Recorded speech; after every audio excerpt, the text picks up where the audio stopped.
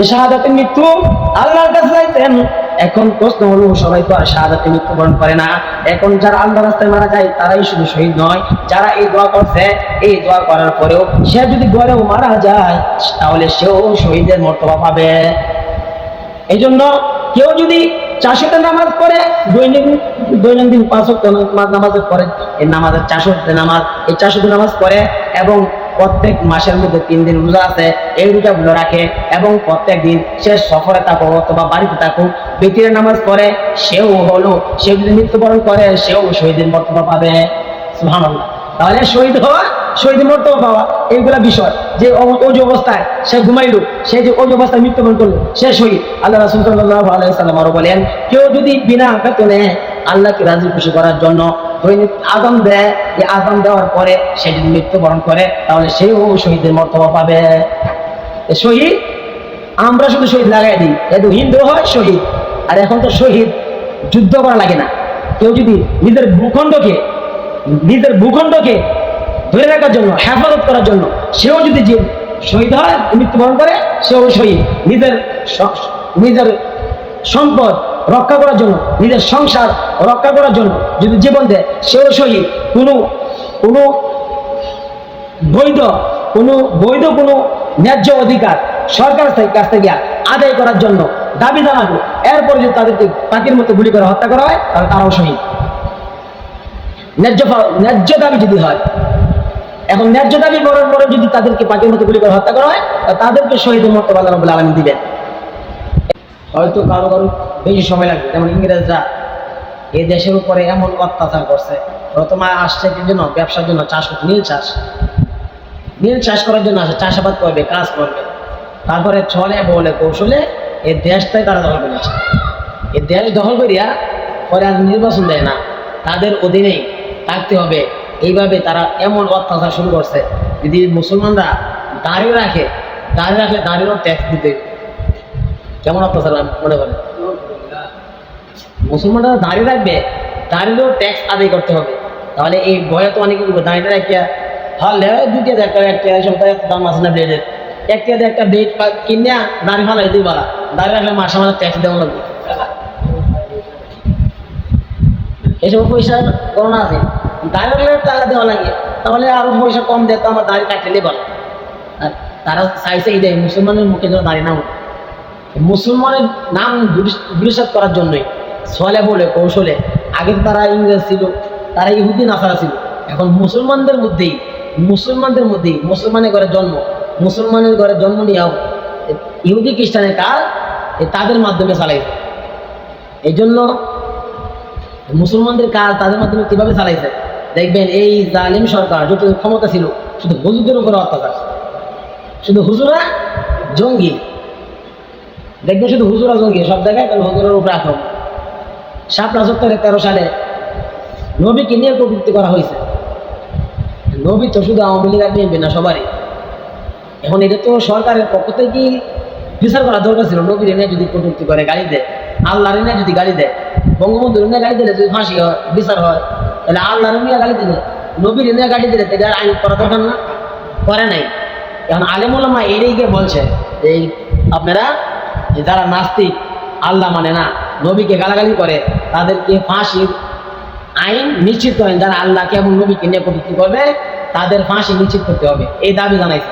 কোনো সরকারি ক্ষমতা বসানোর জন্য না, কাউকে নামানোর জন্য না, দাবি হয়েছে এইটা। তারপর কি করছে, তাদের মন্ত্রী পরিষদের কিছু লোক বলছে যে হেফাজতে ইসলামের যে দাবিগুলা, এগুলা যুক্তি, সরকার বিবেচনা করে এগুলার ব্যবস্থা নেবে। কয়েকদিন পরে আবার যেহেতু দাদা বাবুরা সাথে পরামর্শ করছে, তারপরে কয় হেফাজতে ইসলামের যেই 13 দফা দাবি এগুলা অযুক্তি। আগে বলছে যুক্তি, পরে পরামর্শ করছে বাসায়, তারা বলে দিছে এগুলো এখন অযুক্তি। এখন কি করবে, হেফাজতে ইসলাম এই দাবি মানা হবে না। তখন তারা লং মার্চ করলো, হেফাজতে ইসলাম লং মার্চ করছে, আমরাও গেছিলাম শাপলা চত্বরে।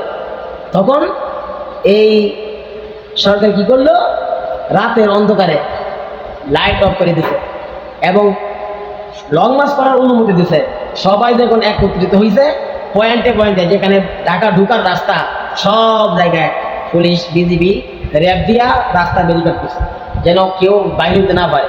তখন রাত্রে তারা ঘোষণা দিচ্ছে যদি রাত না ছাড়ে তাদেরকে ঘর থেকে ধরে নিয়ে তারা আমার অনেকে বই ভাই আসছে, আর কেউ কেউ বলছে আচ্ছা রাতটা এখন কোথায় যাবো, গাড়ি ঘোড়া পাবো না, রাতটা অবস্থান করি। তাদেরকে ফাঁকির মতো গুলি করে হত্যা করা হয়েছে। এই লাশগুলা তাকে ভরে ফালানো হয়েছে, লুকানো হয়েছে, সাগরের মধ্যে ফালানো হয়েছে। এইগুলা বিচার করবে কে? কারণ যে খুনি তার কাছে তো বিচার চাইলে বিচার হবে না, এ নিজে তো খুনি। এই বিচার হয় নাই, এই হুজুরদের উপর অত্যাচার। এই পাল্টা কি হইলো, হেফাজত কর্মীকে মারছে, তারপরে আবার হুজুররা যারা আন্দোলন করছে তাদেরকে বিভিন্ন চক্রান্ত করিয়া তাদেরকে আবার জেলখানা ঢুকাইয়া জুনায়েদ বাবনগরী, আল্লামা জুনায়েদ বাবনগরী একজন হাটাদের মাদ্রাসার একজন বুজুর্গ আলেম, উনাকে 17 দিনের রিমান্ডে নিয়েছে। মুরব্বী মানুষ, ওনাকে 17 দিনের রিমান্ডে নিয়েছে এই হেফাজতের তাণ্ডবের জন্য। হেফাজতের নাকি তারা গাড়ি ভাঙচুর করছে, আগুন দিচ্ছে। অথচ হেফাজত ইসলামের যে আমির ছিল আল্লামা শাহ আহমদ শফি, উনি বলছিলেন হেফাজত কর্মীরা তোমরা যেন যাইবা লং মার্চ করবা, হাতে থাকবে জায়নামাজ এবং তসবিহ মেসওয়াক আর শুকনা কিছু খাদ্য। তারা কি এখানে গিয়ে ভাঙচুর করছে? তারা শান্তিপূর্ণভাবে আন্দোলন করছে, কিন্তু তারা এটাকে প্রতিহত করার জন্য রাতে কিছু তাদের হেলমেট বাহিনী, গুন্ডা বাহিনী তো আছে, যত প্রশাসন আছে তখন সব দিয়া 12 থেকে কিছু সাপ্লাই আনছে, আনিয়া রাতের অন্ধকারে লাইট অফ করিয়া আলেম ওলামা হাজার হাজার ছাত্র আলেম ওলামাদেরকে হত্যা করছে। এই পাপ যখন বেশি করে তখন আল্লাহর পক্ষ থেকে গজব নাজিল হয়।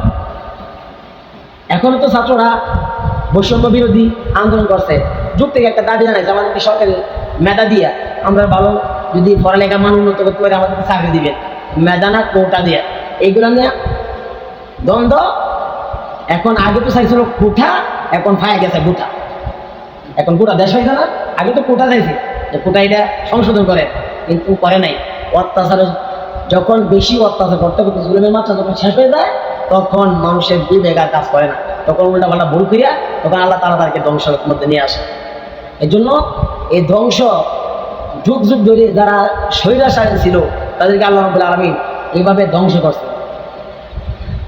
এখন যারা আল্লাহর রাস্তায় মানুষ মরে দেন, মানুষ অন্যায়ভাবে যদি মারা যায় তাকে শহীদ বলা হয়।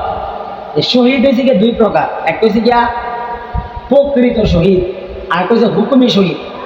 প্রকৃত শহীদ আর হুকুমি শহীদ। হুকুমি শহীদ হইল যেটা আল্লাহ রাব্বুল আলামিনের কাছে সব প্রাপ্ত হবে, মারা গেলে সে শহীদের মর্তবা পাবে। আর যেটা প্রকৃত শহীদ, যেটা আল্লাহ রাস্তায় জীবন দেয়, তারা হলো প্রকৃত শহীদ। আমরা তো একজন মারা গেলে হিন্দু হইলে কইয়া শহীদ হয়ে যাবে, ইমান নাই, তা শহীদ হয়েছে কিভাবে? হিন্দু হইলেও শহীদ হবে না। প্রকৃত শহীদ আর হুকুমি শহীদ। হুকুমি শহীদ হইল যেটা শহীদের দুনিয়াতে তার শহীদের কোনো মর্তবা থাকবে না, কিন্তু আখিরাতে সে সব প্রাপ্ত হবে। এই জন্য শহীদ 2 প্রকার, হুকুমি শহীদ এবং প্রকৃত শহীদ। আল্লাহ তাআলা যে আয়াত তারা করছে, আল্লাহ রাব্বুল আলামিন বলতেছেন যে শহীদ যারা শহীদ হবে, এই শহীদদের যে হুকুম হলো যেটা প্রকৃত শহীদ হবে, সে যদি মারা যায় তাহলে তার গোসল দেওয়া লাগবে না, তার কাপড় লাগবে না। যে পোশাকে মৃত্যুবরণ করছে, যে রক্ত মাখা নিয়ে মৃত্যুবরণ করছে, এই পোশাকে তাকে জানাজা দাফন করতে হবে। আর হুকুমি শহীদ যেটা আখিরাতে সওয়াব প্রাপ্ত হবে, কিন্তু দুনিয়াতে সওয়াব প্রাপ্ত হবে না। দুনিয়াতে তার শহীদকে বলবে না শহীদ হয়ে গেছে, তার হুকুম শুধু এইটা, তাকে গোসল দিতে হবে, কাফনও পরাইতে হবে। এই জন্য এই শহীদদের ব্যাপারে আল্লাহ তাআলা বলছেন, ওয়ালা তাকুলু লিমান ইয়াকতালু ফি সাবিলিল্লাহি আমওয়াত। আল্লাহ রাব্বুল আলামিন বলেন, ওয়ালা তাকুলু লিমান ইয়াকতালু ফি সাবিলিল্লাহি আমওয়াত। আল্লাহ রাব্বুল আলামিন বলেন, যারা আমার রাস্তায় শহীদ হয়, আমার দিনকে কায়েম করার জন্য শহীদ হয়, ওয়ালা তাকুলু লিমান ইয়াকতালু ফি সাবিলিল্লাহি আমওয়াত, তারা মৃত্যু হয় নাই, বাল আহইয়াউ, তারা জীবিত। তাদেরকে তোমরা মৃত্যু বলো না। ওয়ালা তাকুলু লিমান ইয়াকতালু ফি সাবিলিল্লাহি আমওয়াত বাল আহইয়াউ ওয়ালাকিন লা তাশউরুন। আল্লাহ রাব্বুল আলামিন বলেন, তারা যেন জীবিত তোমরা টের পাও না। আল্লাহ তাআলা অন্য আয়াতে বলেন, ওয়ালা তাহসাবান্নাল্লাযীনা কুতিলু ফি সাবিলিল্লাহি আমওয়াতা বাল আহইয়াউন ইনদা রাব্বিহিম ইরযাকুন।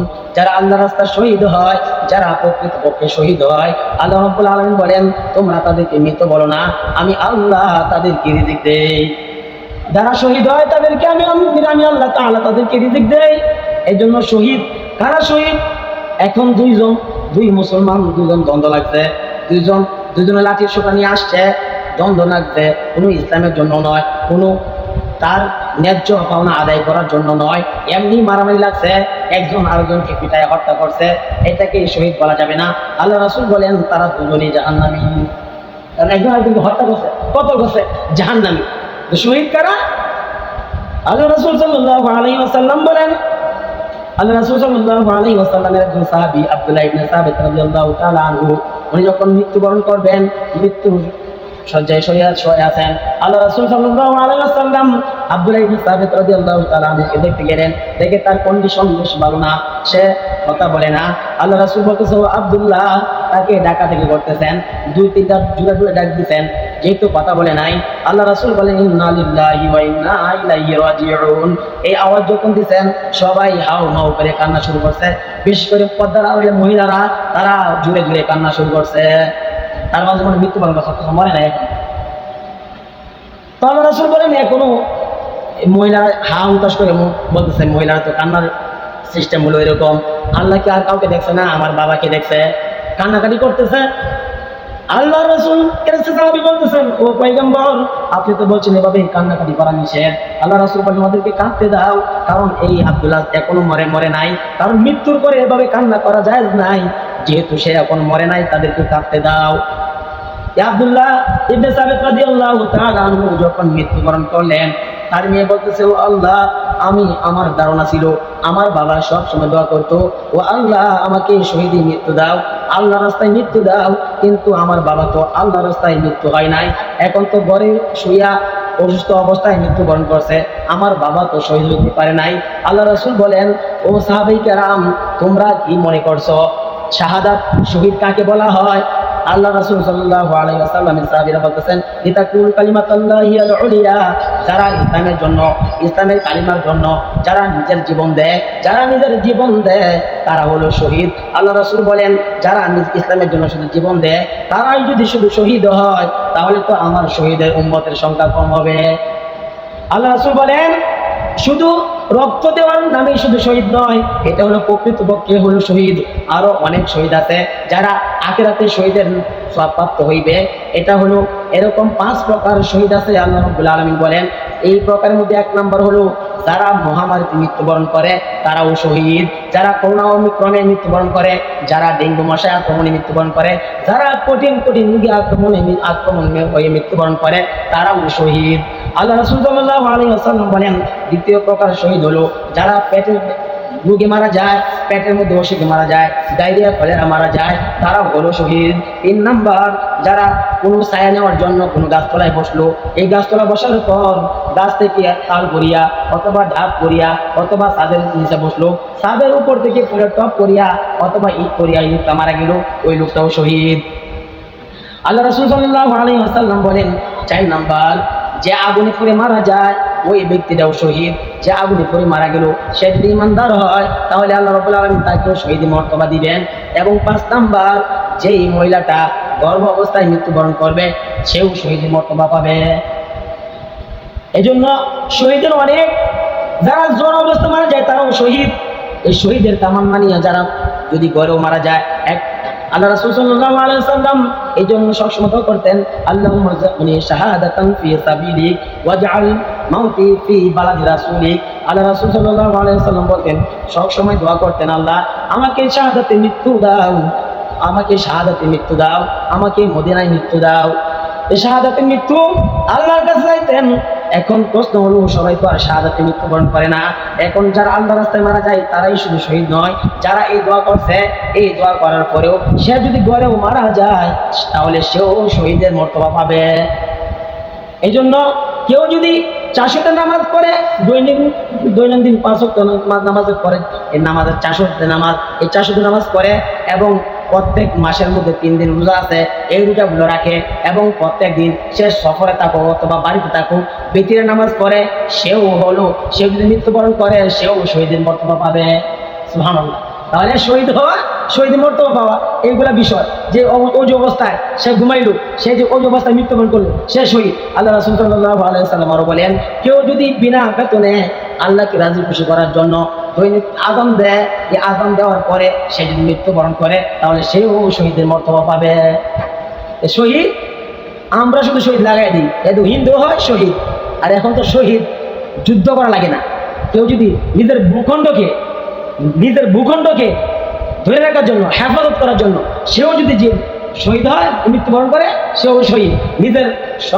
নিজের সম্পদ রক্ষা করার জন্য, নিজের সংসার রক্ষা করার জন্য যদি জীবন দেয়, সেও শহীদ। কোনো বৈধ ন্যায্য অধিকার সরকার কাছ থেকে আদায় করার জন্য দাবি জানাবো, এরপরে যদি তাদেরকে পাখির মতো গুলি করে হত্যা করা হয়, তাহলে তারাও শহীদ। ন্যায্য দাবি যদি হয়, এখন ন্যায্য দাবি করার পরে যদি তাদেরকে পাখির মতো গুলি করে হত্যা করা হয়, তাদেরকে শহীদের মর্তবা আল্লাহ রাব্বুল আলামিন দিবেন। এই জন্য আল্লাহ রাব্বুল আলামিন সমস্ত জালিমদেরকে আল্লাহ রাব্বুল আলামিন এভাবে ধ্বংস করছেন। আমরা যাকে তাকে শহীদ বানাবো না। এখন তো শহীদ, এখন তো যুদ্ধ করা লাগে না। যারা আগে বুঝতাম, যারা 1971 সনে যারা পাকিস্তানের পক্ষে ছিল, তারা হলো যুদ্ধ অপরাধী, তারা ছিল রাজাকার, এটা আগে মনে করতাম।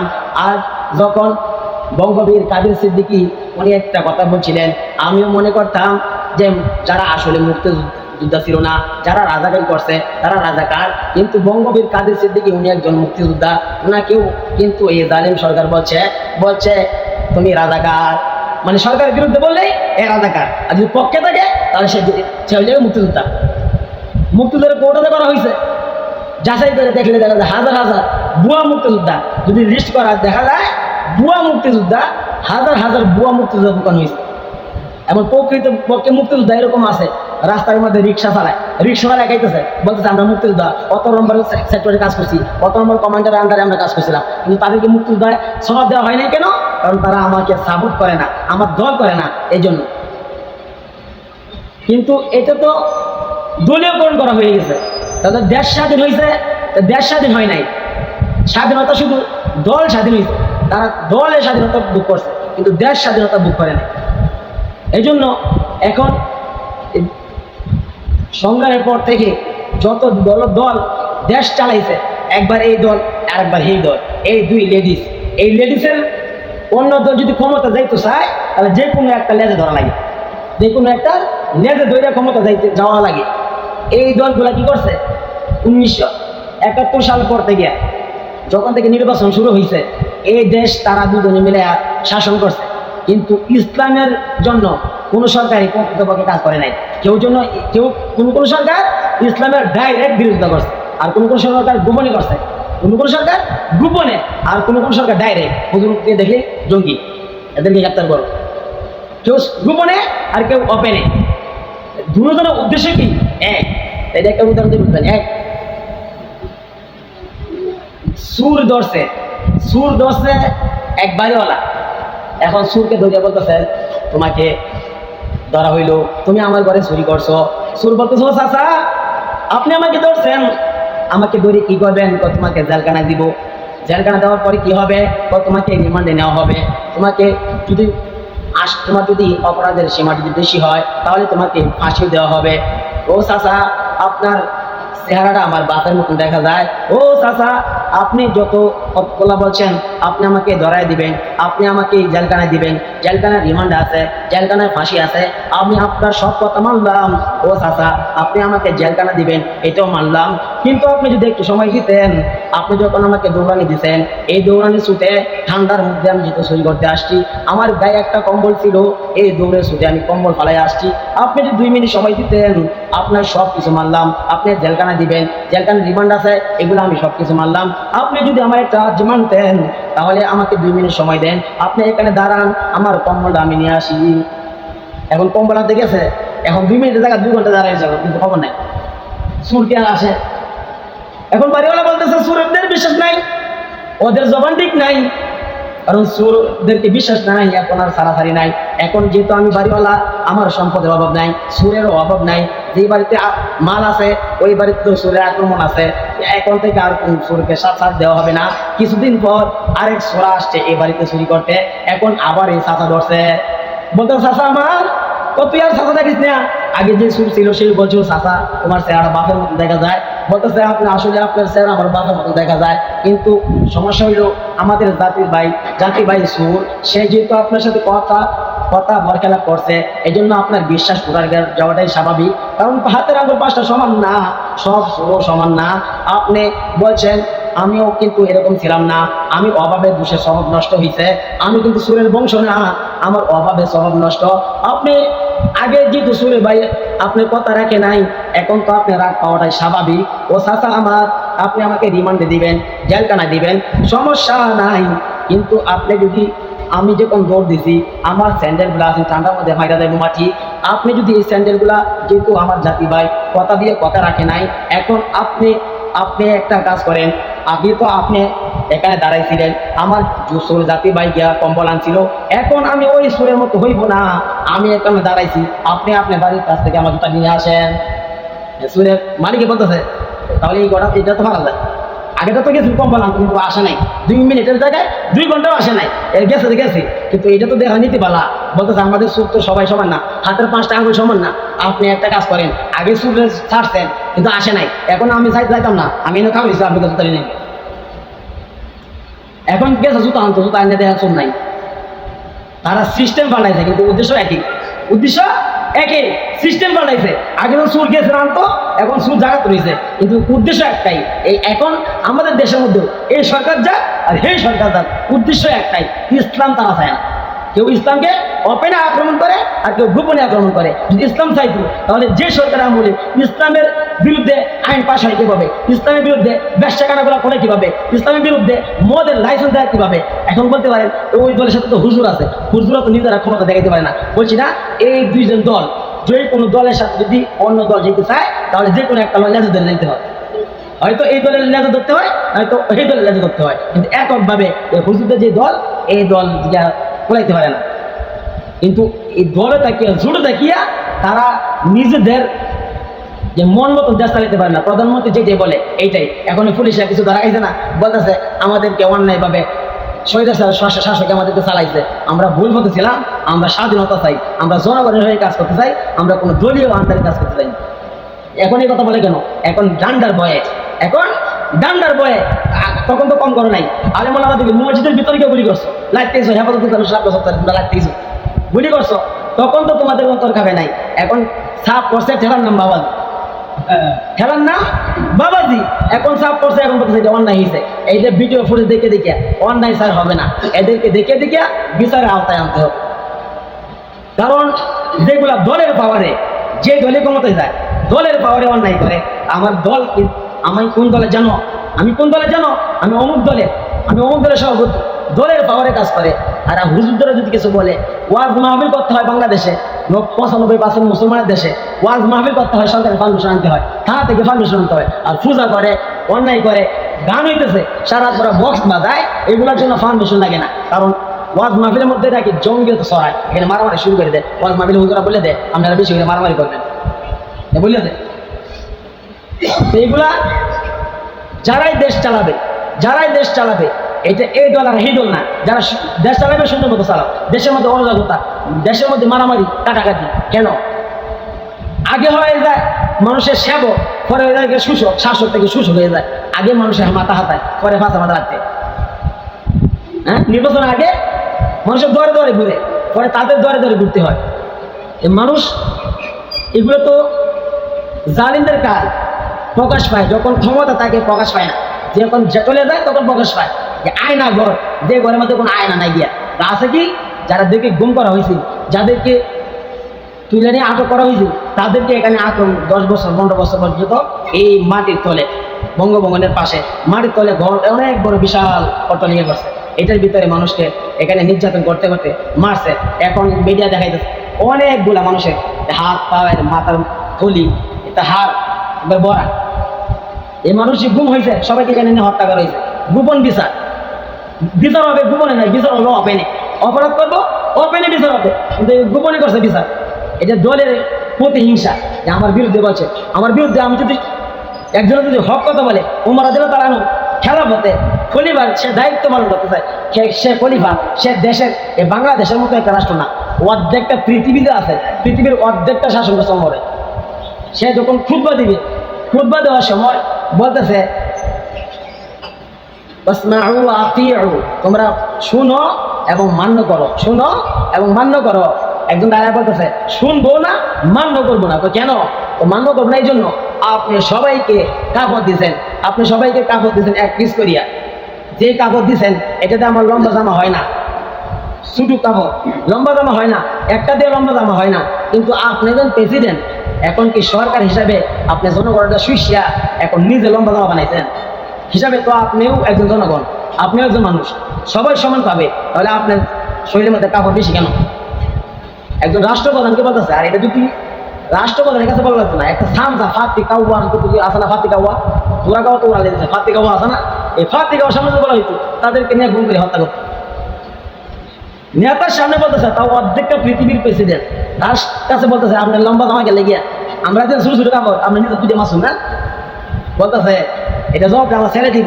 বলতেছে আব্দুল্লাহ তুমি দাঁড়াও, বলতেছে আমরা একটা কাপড় দিতে দুজনের জামা একটা হইতো না, এই জন্য আমার কাপড়টা আমার বাবারা যাই দিচ্ছি, আমি তো একজন জনগণ হিসেবে আমি একটা পাই, আমারটা আমার বাবাকে হারিয়ে দিয়ে দিচ্ছি, এই জন্য দুইটা মিলে একটা জামা বানাইছি। আমি সন্ধ্যার সমাধান চাইছে না, কিন্তু প্রশ্ন করছে, যুক্তিক প্রশ্ন করছে, উত্তর দিয়ে দিচ্ছে। এখন যুক্তিক দাবি আদায় করলেও তাদের পার্টির মধ্যে পরিবার হত্যা করা হয়। হ্যাঁ, এই জন্য চাইছিল কোঠা, এখন পেয়ে গেল গুঠা, চাইছিল চাকরি, এখন হয়ে গেল সরকার। তারা চাইছে চাকরি, তা আল্লাহ তো সম্মান দিতে চায়, তা আল্লাহ ইজ্জত দেওয়ার মালিক, ক্ষমতা বসাইতে পারে, ক্ষমতাকে তাই নামাইতেও পারে। অহংকার পতনের মূল, অহংকার পতনের মূল।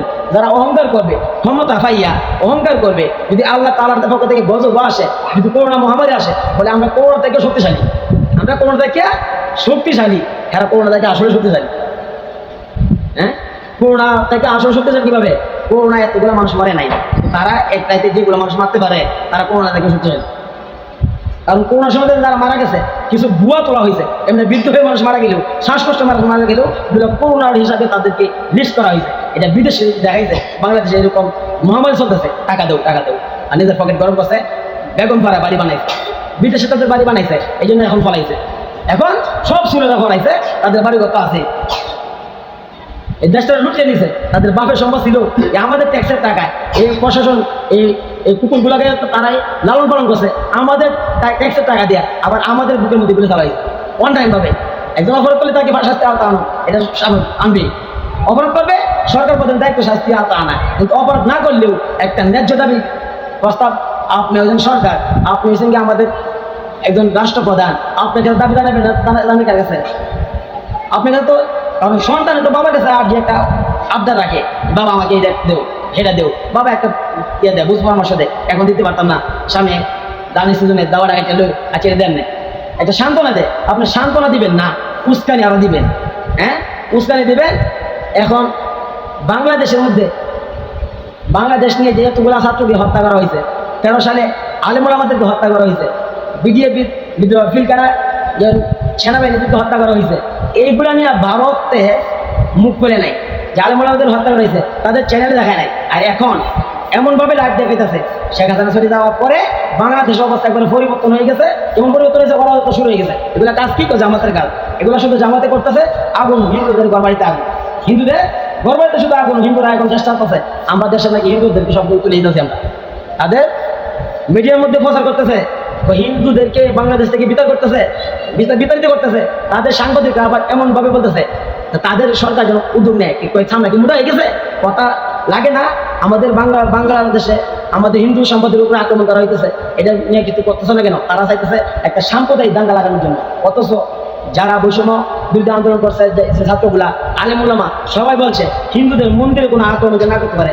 অনেক মিডিয়ার মধ্যে দেখবেন, পত্রিকার মধ্যে দেখবেন, সোশ্যাল মিডিয়াতে দেখবেন যে ছাত্ররা মন্দিরের সামনে সারা রাত অবস্থান করতেছে, যেন মন্দিরে আক্রমণ করতে না পারে। কারণ এটা ইস্যু দিয়া বাংলাদেশের মধ্যে একটা সাম্প্রদায়িক দাঙ্গা লাগানোর জন্য বলবে যে মন্দির নিরাপত্তা নয়, মন্দিরে নিজের আগুন দেখতেছে এই সন্ত্রাস বাহিনী। কারণ এক সুর চলে গেছে, সুরেরা চলে গেছে, কিন্তু সামসাগুলা রয়ে গেছে, সামসাগুলা রয়ে গেছে, এগুলো আক্রমণ করতেছে, যে বিভিন্ন জায়গায় ডাকাতি করতেছে। বিভিন্ন জায়গায় ডাকাতি করতেছে। গতকালকে না পরশু 19 জন ধরছে, তারা সবাই হয়ে দলের লোক।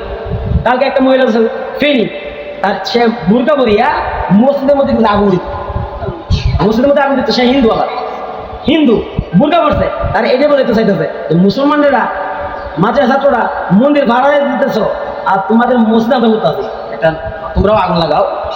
তোমরা মসজিদে আগুন দিচ্ছি, তোমরাও আগুন দেবো বাংলাদেশে, একটা পরামর্শ তৈরি করো। তাহলে তো বিদেশের খবর আইসিয়া বাংলাদেশটা শুষিয়া আগে যা নেওয়ার কাম নিতে পারছে না, এখন খুদে নিয়ে দেখবো। আগে তোমরা শুষিয়ে নিতে, এখন খুদাই করে নিব। এই জন্য সবাই সজাগ থাকতে হবে, সবাই দায়িত্বশীল। এখন কোনো সরকারের পক্ষেও না, কোন সরকারের দালালিও করতেছি না। যে সরকারি ক্ষমতায় আসুক, যে সরকারি ক্ষমতা আসুক, দেশ সুন্দরভাবে চালাক, আমাদের কোনো সমস্যা নাই। কিন্তু উল্টা পাল্টা করলে ইসলামের বিরুদ্ধে, এই ইসলাম বিদ্বেষী, ওই আমলে ইসলাম বিদ্বেষী কার্যকলাপ বেশি চলছে। নবীকে নিয়ে কটূক্তি করা হয়েছে, বুলাতে নবীকে নিয়ে ফেসবুকে টেরা দিতে, এটা নিয়ে যে তোমার আন্দোলন করছে, তাদেরকে উল্টা আবার পুলিশ আড়াগুড়ি করছে। কয়দিন আগে ওইগুলো চলে যাওয়ার পরেও সেনাপথে একজন পুলিশের মধ্যে একজন প্রধান, কাশিমপুর কারাগারে এখন অনেক আলেমুলামা জেলখানা, ওই দিন অনেক আলেমুলামাদেরকে অনেক কয়েদিকে তারা গুলি করে হত্যা করছে। সে একজন হিন্দু, ইসকনের সদস্য। এই হিন্দু, সে অন্যদিকে গুলি করছে না, দেখছে যেগুলো মুখে দাঁড়িয়ে আছে ওইগুলোকে গুলি করে হত্যা করছে। বোঝাইতেছে জেলখানা পালায় ভাঙ্গে পলাইছে। একটু তোমরা পালায় না, এখন জেলখানা ভাঙ্গে পলাইতে 10 বছর 12 বছর পর্যন্ত জেল কাটতেছে, পলাইছে না, এখন পলাইছে, সুযোগ করে দিতেছে যেন ফায়ার করা যায়, বাস ফায়ার করে মারা যায়। তো এইগুলা দেশের মধ্যে অরাজকতা। কারণ আল্লাহ রাসূল সাল্লাল্লাহু আলাইহি ওয়াসাল্লাম বলে গেছেন, গাজওয়া হিন্দ একটা যুদ্ধ হবে। এই ভারত এবং বাংলাদেশ, এই যে মায়ানমার, এগুলো কয়েকটা যে দেশ আছে, এগুলোর মধ্যে হিন্দুরা এই দেশের মধ্যে আক্রমণ করবে, অনেক হাজার হাজার মুসলমানদেরকে হত্যা করবে। এইভাবে গাজওয়া হিন্দ একটা যুদ্ধ হবে।